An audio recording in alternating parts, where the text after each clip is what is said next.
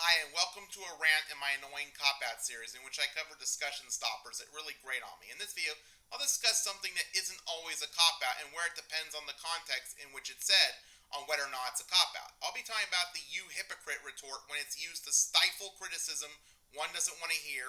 or to demand that the other person put up with bullshit. Keep in mind that pointing out actual hypocrisy isn't hypocrisy nor a cop-out. The "you hypocrite" argument only becomes a cop-out when it's used to avoid addressing the actual substance of the other person's arguments or concerns. A classic example of calling one's opponent a hypocrite just to shut down criticism and evade repercussions is how bigots whine about liberals calling for tolerance yet refusing to tolerate bigotry.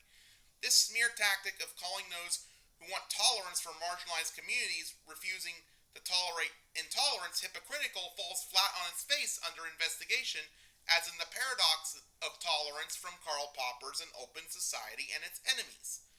Let me tell you about a noxious example in which I was called a hypocrite as a cop-out to avoid criticism and consequences. My abusers call me a hypocrite just for wanting to have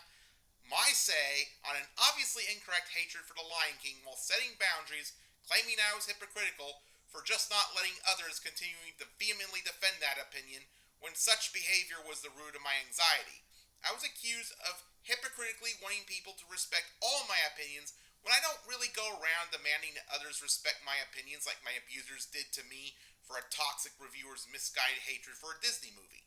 Sometimes my critics mistook my bad communication for hypocrisy, as in how Dark Master Rises thought my complaining about his and Evil Bros' parody he sneakily requested while parrying StarDestroyer.net was somehow hypocritical, when in reality, it was bad communication on my part. What I should have said is I didn't want any more defense of that Simba hate boner against me, regardless of whether it was a parody, rant, or commentary, and to leave that drama behind me in peace after Super Godzilla 12's April 2013 retirement.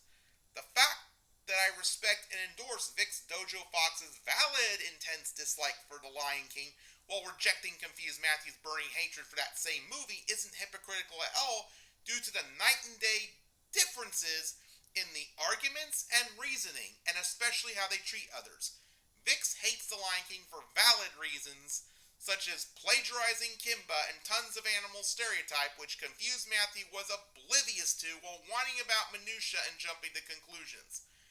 Before you call your opponent a hypocrite for wanting to have their say on an obviously wrong hatred without flack, or tolerate historically oppressed people without tolerating intolerance of such groups, please dig deeper as to realize that such stances are not hypocritical, but instead necessary.